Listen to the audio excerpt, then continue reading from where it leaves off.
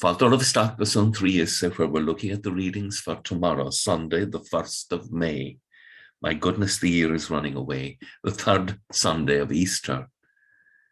And we are looking at the risen Christ and the effects that the risen Christ has on you and me. We see it through the lives of the apostles and through the sacred scriptures. We see the apostles are no longer afraid. They class obedience to God as coming before everything else.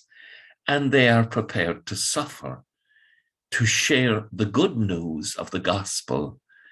And they actually rejoice in having suffered humiliation for the sake of Christ. The psalm tomorrow, Psalm 30.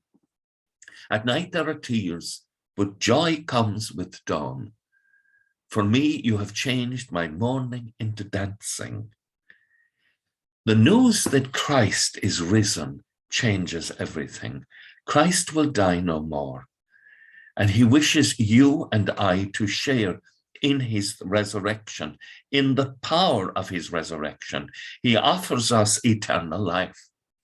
So he changes in that real sense our mourning into dancing, because no longer do we part from our beloved, departed forever. We part, it's a temporary thing. There's a lovely saying in Irish, Níl sé imithe uing, tá sé imithe roing. They're not gone from us, they're gone before us, which is a beautiful thought. And so tomorrow we find in the beautiful visions of St. John from the book of the Apocalypse, these are visions that spell out several visions. That's why it appears to be contradictory at times, but they're different visions, that the Lamb, the Lord Jesus, the Lamb of God, that was sacrificed, is worthy to be given all power, riches and wisdom, strength, honor, glory and blessing, because he now has achieved all. And so we come to the gospel tomorrow. The gospel down by the Sea of Galilee. It's a beautiful scene, and the apostles have gone fishing and caught nothing, but at the direction of Christ, which they follow, they catch a wonderful catch of fish. Not for the first time, but this enables them to recognize, this is the Lord. This has happened before. And so they come ashore.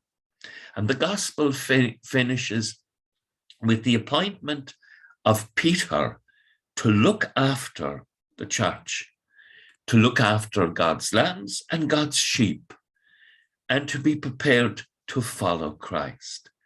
And after this, we're all spoken to in the last line of the gospel. After this, he, meaning the Lord Jesus, says, follow me. Follow the one who is risen, who will die no more, who joins us to eternal life, who fills our heart with consolation and hope and peace. With Paul, we can say, I can do all things in the power of him who strengthens me, for he is risen. With thoughts such as these, let us go to our beds. Let us pray that we shall awaken in the morning with the praise of God on our hearts and on our lips. Agus gemana dia ila coptic shiv, ahar mak agus spirit nev. Amen. Slán go fóill. You have a lovely evening. Bye for now.